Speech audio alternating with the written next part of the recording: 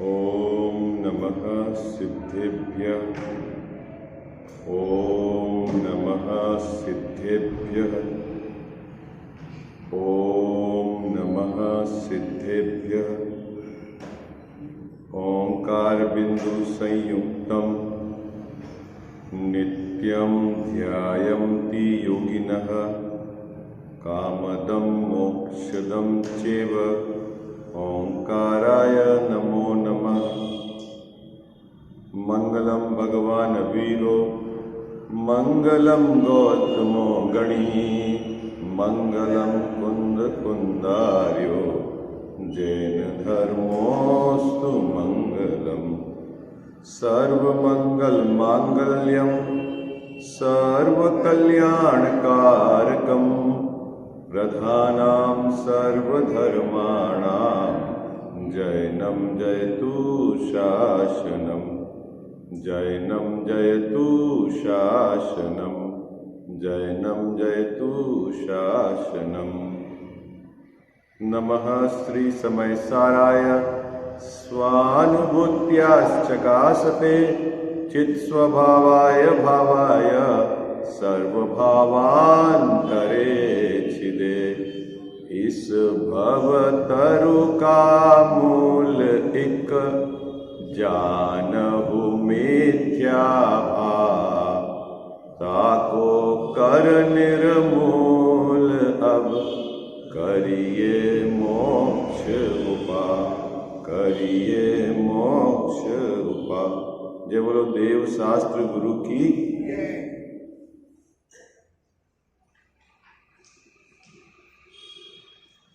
सातवां अधिकार मोक्षमार्ग प्रकाशक ग्रंथ के आधार से व्यवहाराभासी मिथ्या दृष्टि, उसके चौथे भेद धर्म बुद्धि धर्मधारक व्यवहाराभासी मिथ्या दृष्टि, उसके श्रद्धान में जो विपरीतता है उसका कारण अपन खोज रहे हैं।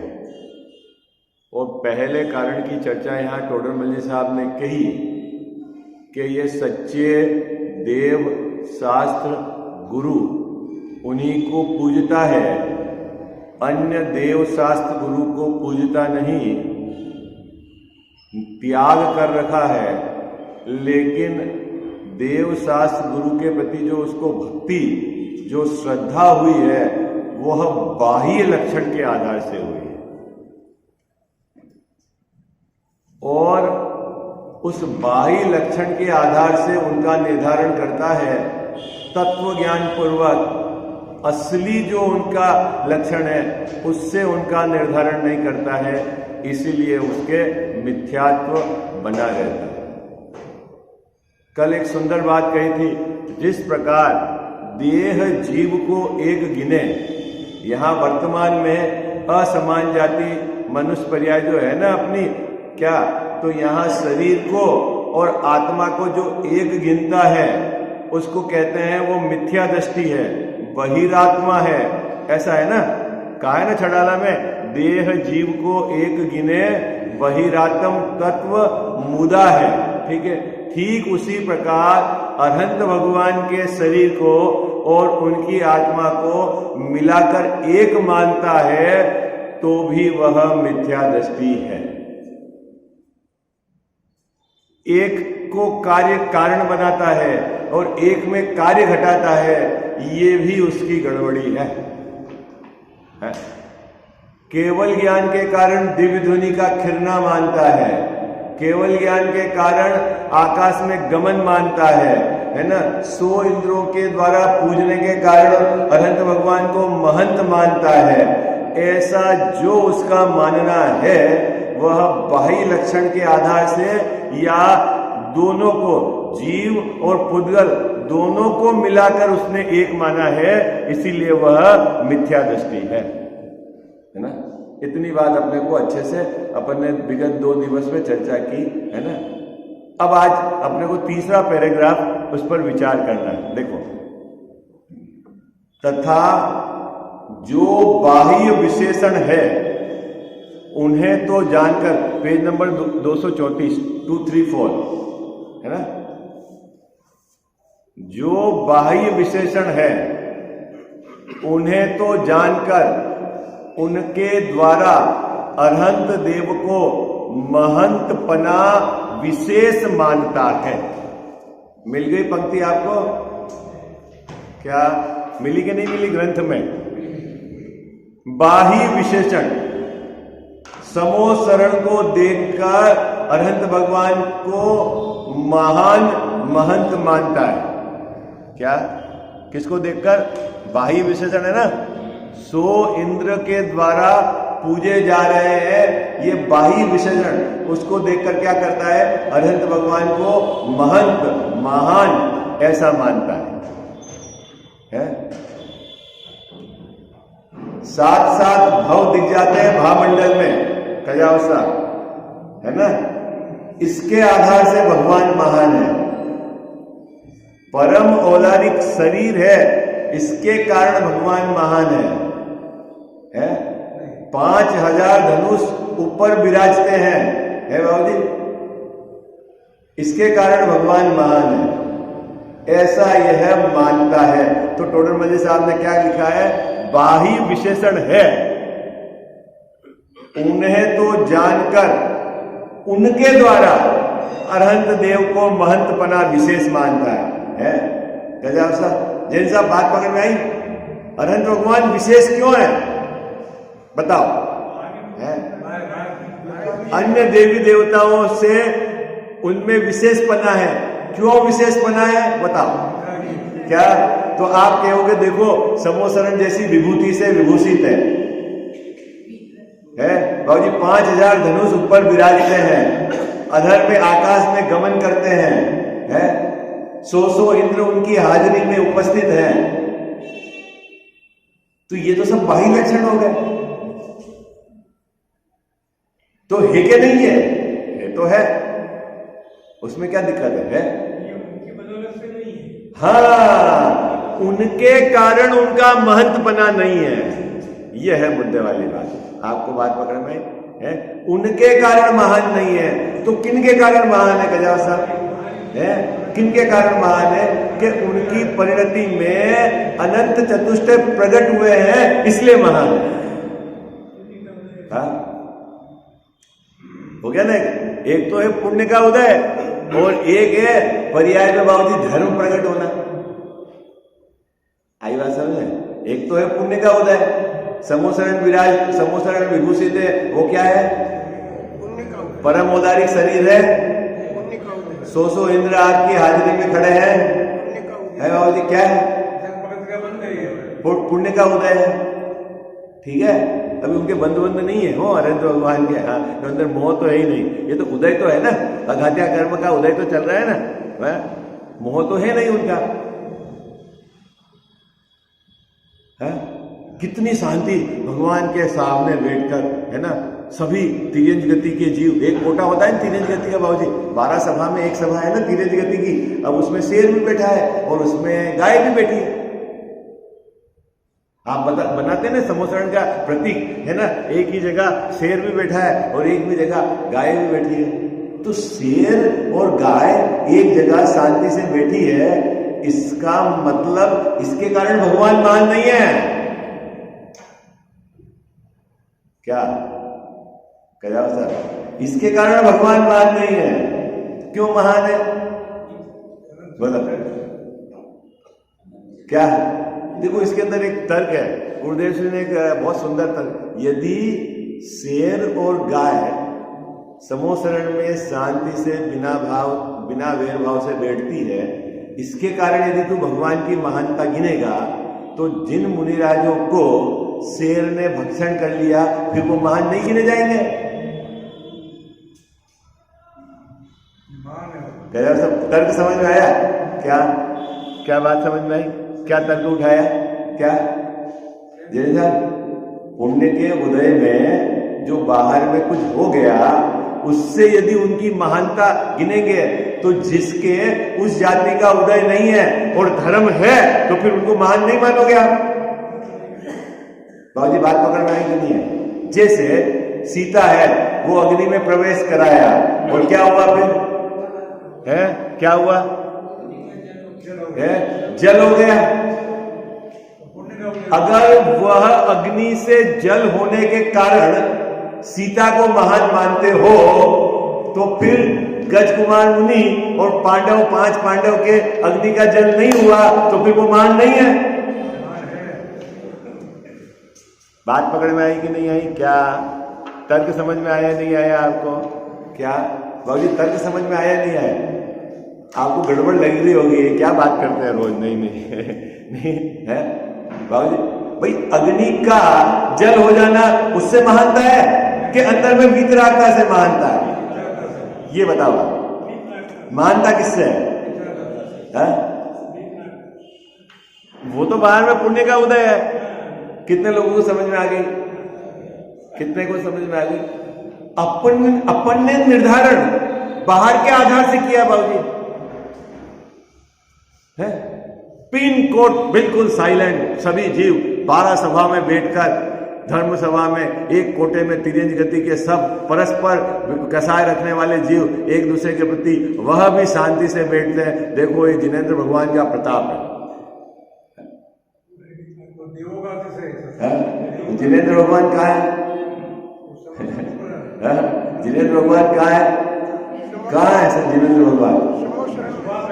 समोसरण कहाँ? समोसरण में भी परम औदारिक शरीर कमल, और परम औदारिक शरीर में भी कहाँ है? वो तो अंदर है जिनेंद्र भगवान, अनंत चतुष्टय से शोभित है। जिनेंद्र भगवान कहाँ है? तो यहां टोटल बंदे साहब ने कहा ये बात सच्ची है, बाहर की जो उनकी विभूतियां हैं ऐसी अन्य देवों में नहीं मिलती है, लेकिन भैया उन विभूति के आधार से तू भगवान का मंत्र बना निर्धारण मत कर। भगवान वीतरागता से महान है। काहे से महान है बाबूजी?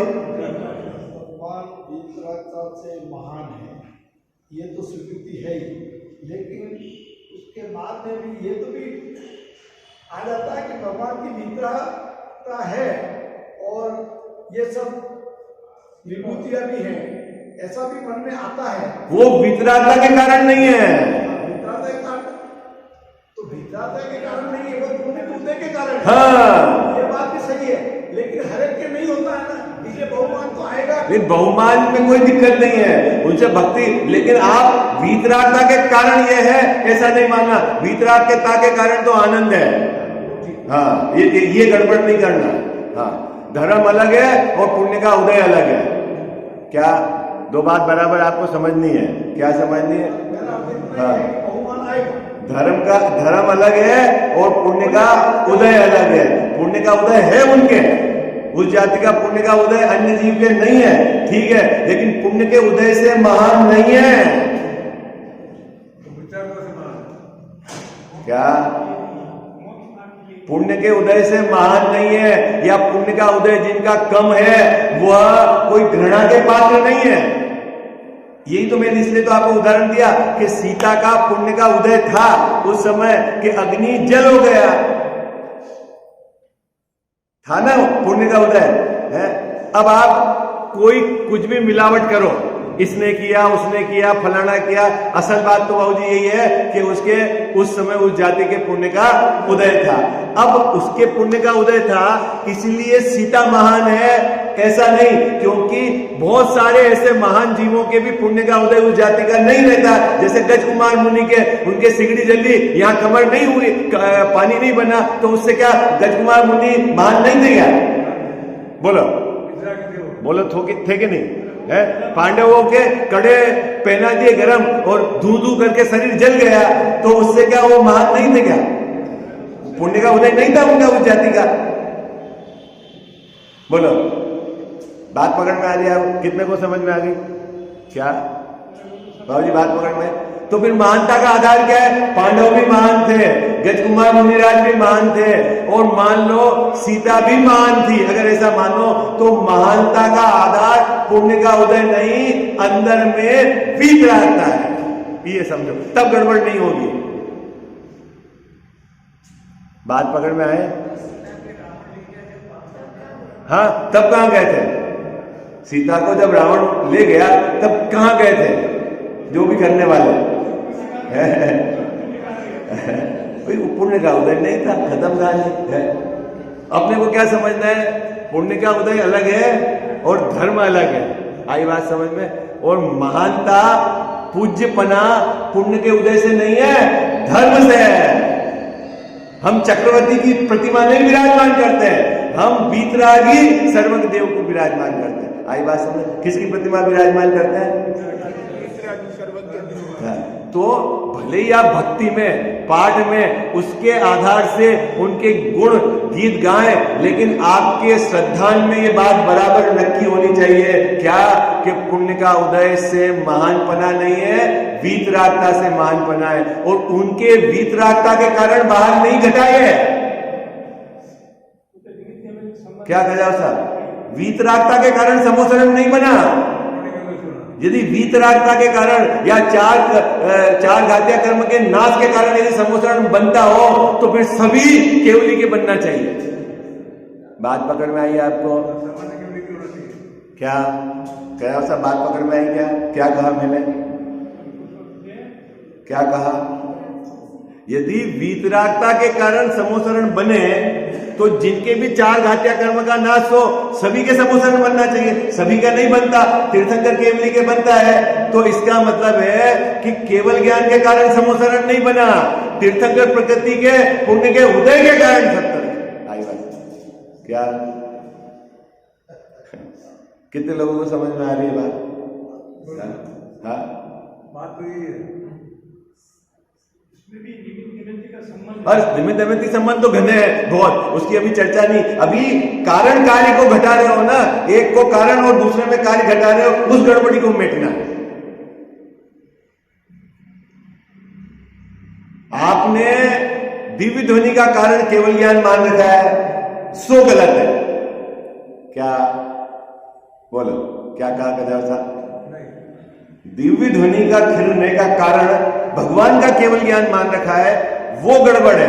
क्या मानना है? दिव्य ध्वनि अपनी योग्यता से खिलती है, क्योंकि भगवान का केवल ज्ञान तो एक बार केवल ज्ञान प्रकट हुआ फिर तो कायम है, और दिव्य ध्वनि तो कायम नहीं है।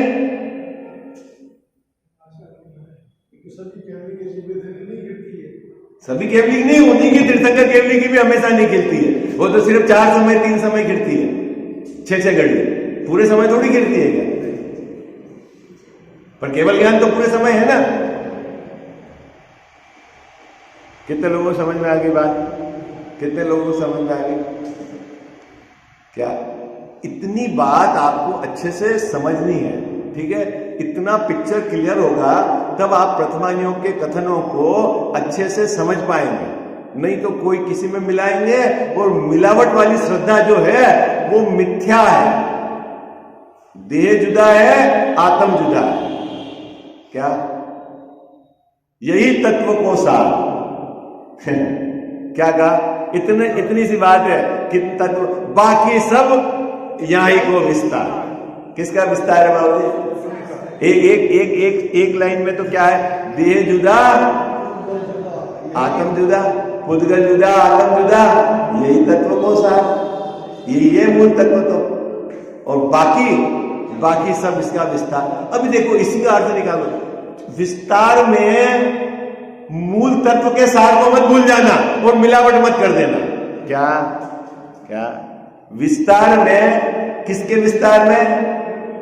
जो इसके विस्तार में देह जुदा और आत्म जुदा, कर्म जुदा, आत्मा जुदा, शरीर जुदा, आत्म जुदा। इसको विस्तार में कर्म के कारण ऐसा नहीं मान लेना कि ज्ञानावरण कर्म के क्षय के कारण केवल ज्ञान प्रकट हुआ, ऐसा नहीं मान लेना। कर्म जुदा, आत्म जुदा। तो साहब क्षय नहीं हुआ? हाँ, क्षय तो हुआ है, लेकिन क्षय के कारण नहीं है। वो पुद्गल है और ये जीव है। क्या है? अरे उनकी श्रद्धा तो सम्यक है और केवल ज्ञान हो गया। अपन तो अपनी तरफ से बात कर रहे हैं। अपने को कर्म के उदय के कारण ऐसा हुआ, ये निमित्त नैमित्तिक संबंध है, ये बांधना है, घटता कर्म नहीं घटाना, ये कह रहा हूं मैं।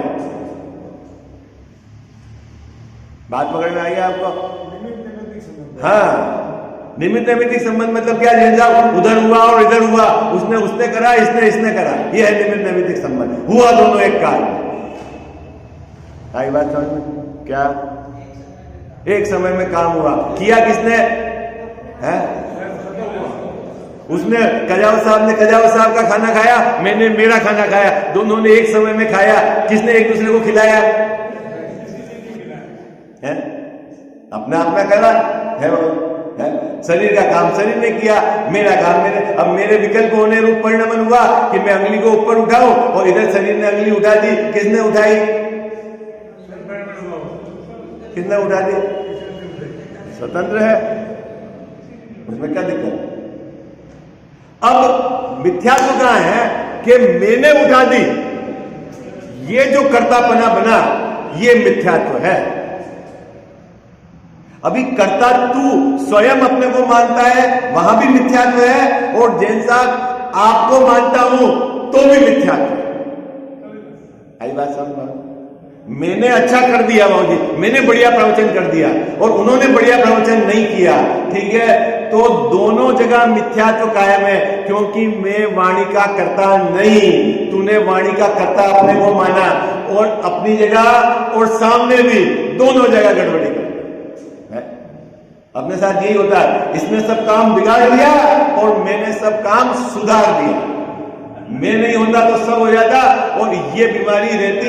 ये जो इसको 24 घंटे मिथ्या कर्तव्य का भूत है वो उतरता ही नहीं है, यही दुख का मूल कारण है।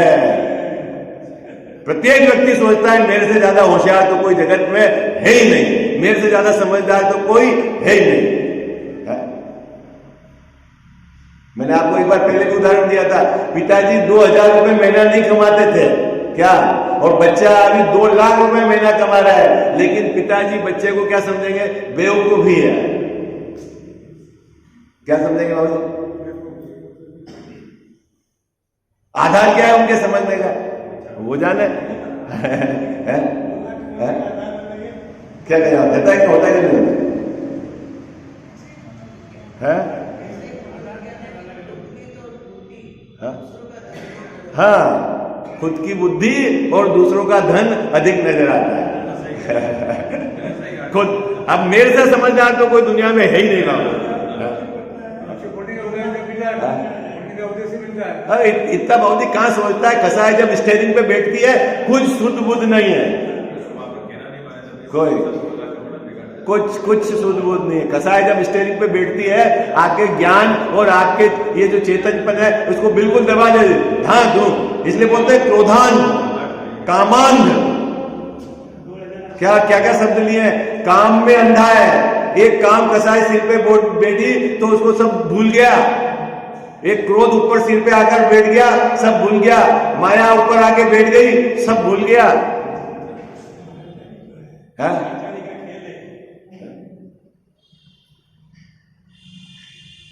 क्या? तो यहां क्या कह रहे हैं कि बाह्य लक्षण से तूने अनंत भगवान को महंत माना, ये सही नहीं है। तो अनंत भगवान महान नहीं है तो महान, लेकिन तू जो मूल लक्षण है वो तत्व ज्ञान से निर्णय नहीं करता, तू बाहर के आधार से मानता है। तो क्या गड़बड़ हो जाती है कि तू अनंत भगवान को और बाहर को मिला देता है। कैसे मिला देता है? या तो शरीर और आत्मा को मिला देता है, या बाहर में जितना वो विभूति है उसको अनंत भगवान का ने किया ऐसा मानकर मिला देता है। इसलिए तेरी ये गड़बड़ी है। आई बात समझ में? ये बात पकड़ में है। क्या क्या गड़बड़ हो जाती है? समोसरण की रचना किसने की बाबूजी? किसने की? साहब केवल ज्ञान नहीं होगा तो कोई समोसरण की रचना बने होगी क्या? बोलो, केवल ज्ञान नहीं होगा तो क्या भगवान अधर्म में चलता है क्या? तो फिर कौन चलाता है भगवान को अधर्म में? कौन चलाता है? देव कहां चलाते? गजावा साहब आप कहां भुलक रहे हो? अभी तो मैं कह रहा हूं शरीर का परिणमन स्वतंत्र है, जीव का परिणमन स्वतंत्र है। एक पुद्गल की अपनी सबकी क्रियावती शक्ति है और जीव की क्रियावती शक्ति है, सब अपने अपने में स्वतंत्र है। कहां देव चला? ये तो ये गड़बड़ी कसाम कस है ना। स्वतंत्र परिणमन है, देव क्या करे? जब अपन नहीं कर रहे, अनंत भगवान नहीं कर रहे हैं, तो देव क्या करे? साहब सोदर्म इंद्र ने कुबेर ने रचना कर दी। अरे एक एक पुद्गल का परमाणु स्वतंत्र है, कौन रचना कर रहे हैं? कौन रचना करे? गले गले उतरे बाबूजी, अपने आप रचना हो गई बाबूजी। हाँ, यहां से 5000 धनुष ऊपर 1 योजन लंबा समोसरण स्फटिक मणि धूपार कौन ने की? बताओ किसने की? अभी आपको कोमा में आ गया, किसने की? किसने की? कौन करे? स्वतंत्र है। अरे बात तो सुनो आप, जब दिव्य ध्वनि भाषा वर्गणा का परिणाम स्वतंत्र है, आप कहते हो कि किसने की बाबूजी? देवों ने की, स्वधर्म इंद्र ने की। क्योंकि आप जब अतिशय डालते हो ना तो देखना 14 देवकृत अतिशय में दिव्य ध्वनि डली हुई है। क्या एक एंगल में दिव्य एक जो विभाजन है उसमें, तो जब देव दिव्य ध्वनि करता है तो फिर वहां उनको क्यों ढूंढने गए फिर आप गंधर को? अच्छा, तो गंधर करते हैं ये बताओ कौन करता है? कौन करता है? तीर्थंकर भगवान करते हैं कि गणधर करते हैं कि सोधर्म इंद्र करते हैं कि सोधर्म इंद्र की आज्ञा से होती है कि क्या होती है? बाबूजी एक भाई बोले यार ये तो बड़ा अन्याय है, सब जगह पॉलिटिक्स चलती है। क्या चलती है? इवन भगवान के समोसरण में भी पॉलिटिक्स चलती है। क्यों? कि आम आदमी जाए तो कुछ नहीं, और चक्रवर्ती चला जाए तो दिव्य ध्वनि गिर जाती है। मैंने कहा गजब की बात, तू क्या ले आया बात है बाबूजी?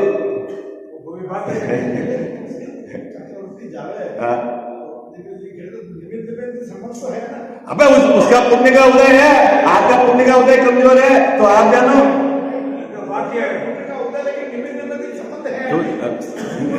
भाई उसके उदय में भगवान की वाणी खेलने का इतनी पात्रता पुण्य की पड़ी हुई है तो असमय में भी मिल गई उनको।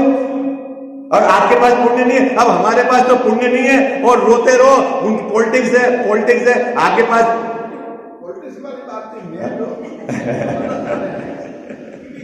हर एक जानता है तो उसके नहीं खिलती है, और चक्रवर्ती जब जानता है तो असमय में भी उसका टाइम नहीं होता तभी। देखो बाबूजी एक बात सुनो आप, मैं जो सब जाते हैं ना, सभी जाते हैं ना वहां पर, सभी को भगवान की दिव्य ध्वनि का सुनने का उनके पुण्य के उदय से ही योग मिलता है।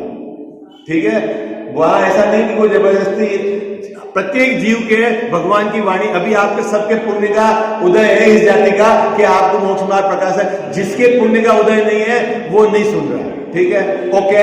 अब किसी के बहुत विशेष पुण्य का उदय हो तो मान लो समय तो दिव्य ध्वनि का खिलने का किसने नक्की करा? दिव्य ध्वनि के खिलने का समय ये बताओ आप, किसने नक्की करा? भगवान ने नक्की किया, उनकी तो इच्छा नहीं है। फिर किसने नक्की किया? स्वतः होती है। कैसे स्वतः होती है? भाषा वर्गण का स्वतंत्र परिणाम है। अब इसके पुण्य का उदय इधर निमित्त है और उधर दिव्य ध्वनि खेलने के भाषा, तो ये उनकी घटना घट गई। चक्रवर्ती जब जाता तो चक्रवर्ती उस समय में जब भी जाता चक्रवर्ती चला जाता तो दिव्य ध्वनि खिल जाती है। तो निमित्त निमित्त संबंध है या नहीं? है। आपको जो भी सामग्री मिली ना आपको अभी वर्तमान में, वो भी निमित्त निमित्त संबंध है। हाँ, सबके अपने को ये शरीर कैसे मिला, बाहर में सामग्री कैसे मिली, ये सब में कर्म का निमित्त पड़ा हुआ है। उसमें क्या दिक्कत है? हाँ, सब काम ने है। क्यों?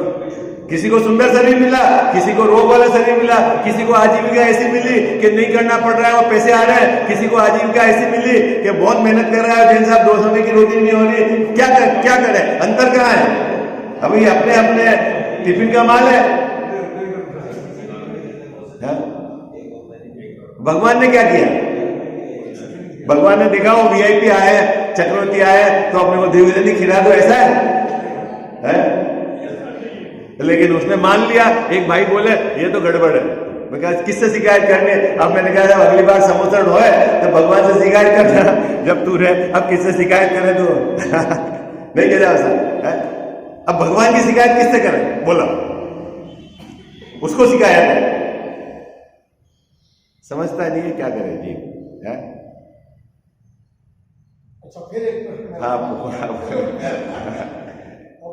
चक्रवर्ती जब जाते हैं तो दिव्य ध्वनि खुल जाती है, पुण्य का उदय है, निमित्त निमित्त संबंध है। और हमारे ऐसे बहुत बड़े बड़े प्रोग्राम चल रहे हो और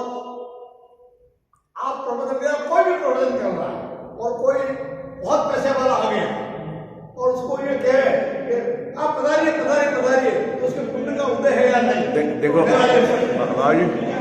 बाबूजी आपने बहुत सुंदर प्रश्न देखो, वो आकर अगर सभा में बैठता है और कोई जिनेंद्र भगवान की जो वाणी है उसको सुनता है तो निश्चित तौर पर पुण्य का उदय है। लेकिन इधर वक्ता जो है ना, वो वहां वक्ता वितरागी है और यहाँ वक्ता रागी है। आई बात, यदि मैं उस राग के कारण, उसकी पैसे के कारण या उसके सेठ पना के कारण या दान का उनको बुलाता हूं, तो ये डेफिनेटली उनको जो विशेष महत्व दिया जा रहा है वो मेरा आंतरिक राग है। लेकिन वहां अरहंत भगवान के ऐसा कुछ नहीं है, ये बराबर आप ध्यान रखना। हाँ, अंतर है, वो तो सर्वोत्कृष्ट वक्ता है, वीतरागी है। आई बात समझ। और यहाँ जो वक्ता है, ठीक है, बुला लिया तो राग बिठा दिया उनको ऊपर। कभी ऐसा भी होता है तो वो साहब आप पहले बैठो, नेताजी आ गए, विधायक आ गए, कलेक्टर आ गए, जिनमाने तो भी 2 मिनट रोक देते हैं। अब क्या करें, रागी जीव है। और आप देखना, आप जिनवाणी सुन रहे हैं, उत्कृष्ट बात सुन रहे हैं, अचानक कोई आ गया, मान लो कि गृह मंत्री आ गया या मुख्यमंत्री आ गया, तो आप सब खड़े हो जाके उधर की तरफ जाएंगे।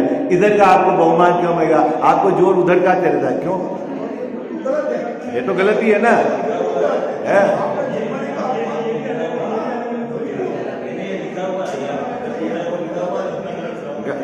है गलत है। हाँ, अब आपको क्या है, हर व्यक्ति को लौकिक और अपनी पहचान बताने का, दिखाने का बहुत होता है। अरे ये तो इवन जो विशेष विद्वान होता है ना, जबरदस्ती उनके दादा के मुंह से सुना नहीं, गुरुदेव के समय एक ब्रह्मचारी बार बार उनके कान में जाके, मंच में जाके कुछ बोलते थे। कभी सुना आपने उनके? मतलब ये दिखाना चाह रहे हैं कि मैं उनका विशेष। हाँ, ऐसा होता है। वो जीव की कसाय है। अभी आप देखना, मोक्ष मार्ग के अंदर, धर्म के अंदर 100% समर्पण चाहिए। बनावट, दिखावट कुछ नहीं चाहिए। आप सोचो बनावट और दिखावट से काम हो जाएगा, पोपा बाइट और राज नहीं। ये आप स्पष्ट समझ लेना। कुछ भी अंदर में मायाचारी आपकी है और आप सोच रहे हो कि जगत को पता नहीं चलती है, इस चक्कर में मत रहना। सभी केवली भगवानों को पता है और केवली भगवान तो वीतरागी सर्वज्ञ है, लेकिन पुद्गल के परमाणु जो कारमाण वर्गना है उसको भी पता है साहब, उसमें तो ज्ञान नहीं है। अरे आपकी मायाचारी का जो निमित्त पाकर नियम से कर्म बंधेंगे। हाँ, आप उस चक्कर में नहीं रहना। क्या आप इस चक्कर में रहना ही मत, बिल्कुल, कि मैंने मायाचारी करी, मैंने झूठ बोला और किसी को पता नहीं चला और मैंने अपना काम सफाई से कर दिया, इस चक्कर में मत रहना। हाँ, सफाई वफाई तो जाने दो, पाप का बंध है। और मायाचारी उस समय भी तुम्हारे को दुख का कारण है। आई बात समझ में? जीवन जितना सरल और सहज होगा, रास्ता आपको मिल जाएगा। ये जीवन में आप प्रैक्टिकल कर लेना। और पाप पुण्य के उदय प्रत्येक जीव के भिन्न है। पाप पुण्य के उदय में फैलना और सिकुड़ना उसको जाने दो।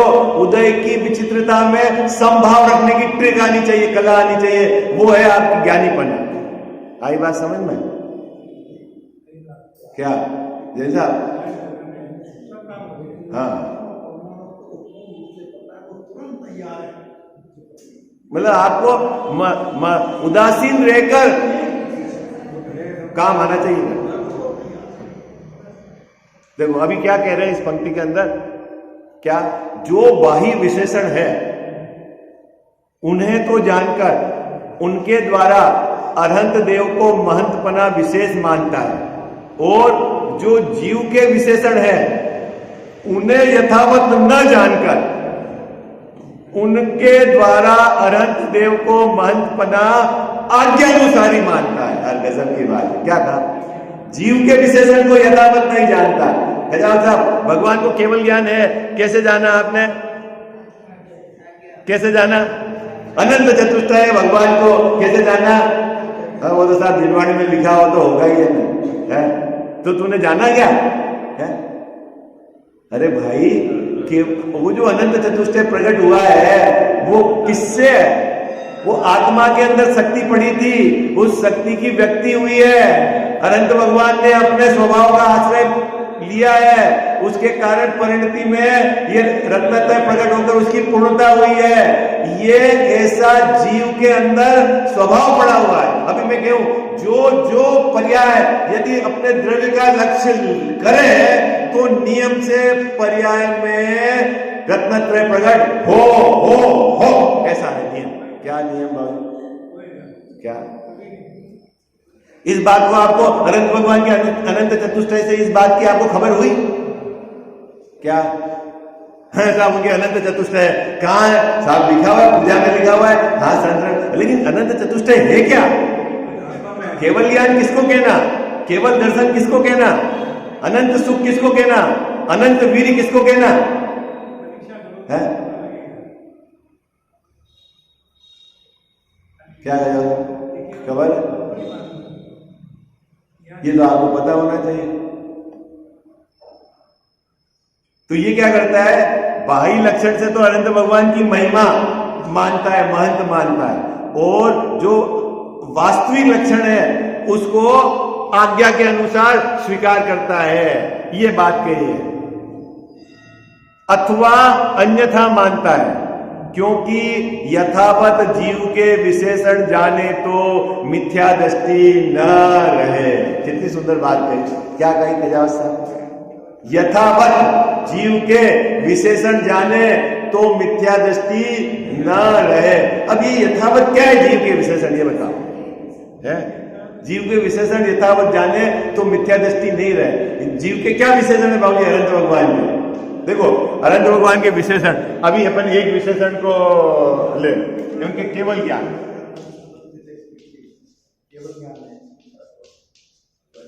इसको यथावत जानना। अब केवल ज्ञान को यथावत कैसे जानना? केवल ज्ञान कैसे प्रकट हुआ? पहले जानना किसके कारण हुआ?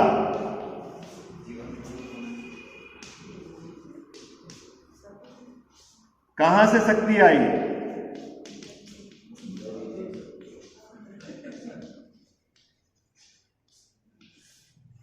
ये बहुत सारे प्रश्न है बाबू खड़े।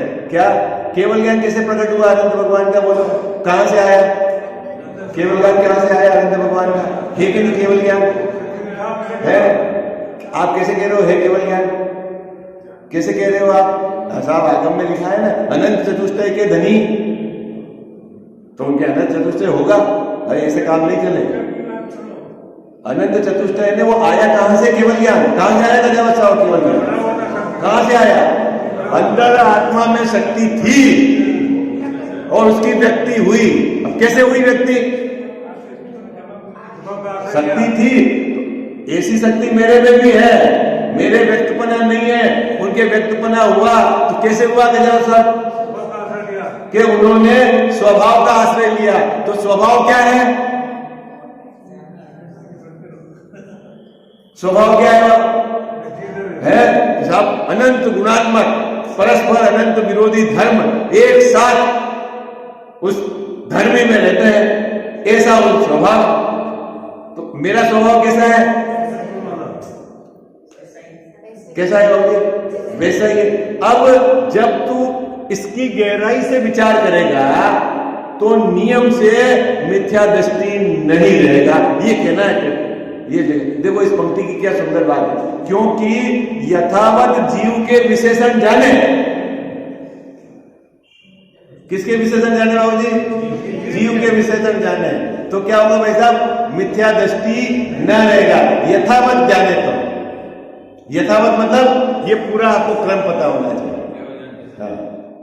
जितने भी है केवल ज्ञान, केवल दर्शन, अनंत सुख, अनंत वीर, जो भी आप माने जिन्हें जो प्रकट है सबको आप खोज करोगे तो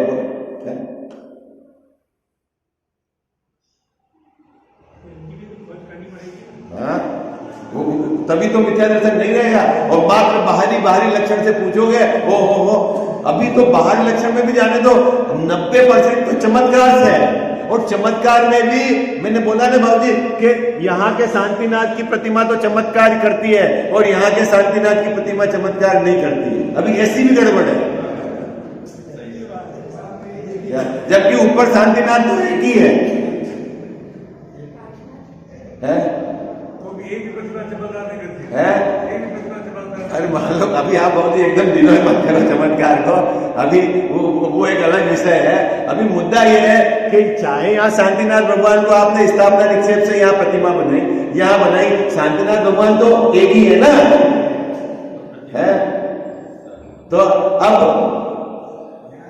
तो आपको महिमा यहाँ ईमानदारी से बताना, आप सब अपने एमआरआई करना, जहां अतिशय होए ऐसा लिखा हुआ हो और वहां शांतिनाथ भगवान की प्रतिमा है और आप प्रतिमा के सामने देखकर ओ बहुत आनंद आ गया, आप अंदर में जाकर एमआरआई करना कि आपको आनंद किसका आ रहा है, आपने किस लक्षण के आधार से भगवान का निर्धारण किया, आप खुद नक्की करना है? और आपकी इस कमी को समाज के ने या जो विशेष लोगों ने जाना है, इसके कारण कहीं भी अतिशय का नाम लगाकर चलो साहब कुछ काम चाहिए, अब मंदिर में पैसा कम पड़ रहा है तो अतिशय लगा दो आप, वीतरागता गई, अतिशय रह गया, अटक गया जी। ये कह रहे हैं मिथ्या दृष्टि का मिथ्या दृष्टि रहा, और तुमने एक बार भगवान की विपरीतता को सही तरह से निर्धारित कर दिया होता तो वास्तव में अतिशय हो जाता कि तेरी परिणति में रत्नत्रय प्रकट हो जाता। यह है मुद्दे वाली बात। मिथ्यातम नाश वेकु ज्ञान के प्रकाश वेकु आपा पर भाषा वेकु भानु शिव खानी है छहु द्रव्य जान वेकु बंध विधि भान वेकु स्वपर पिछान वेकु परम प्रमाणी है अनुभव बताय वेकु जीव के जताय वेकु काहू न सताय वेकु भव्य और आने है जहाँ तहाँ तार वेकु पार के उतार वेकु सुख विस्तार वेकु यही जिन वाणी है। जा वाणी के ज्ञान ते सूझे लोकालोक सो वाणी मस्तक चढ़ो सदा देत हूँ धोख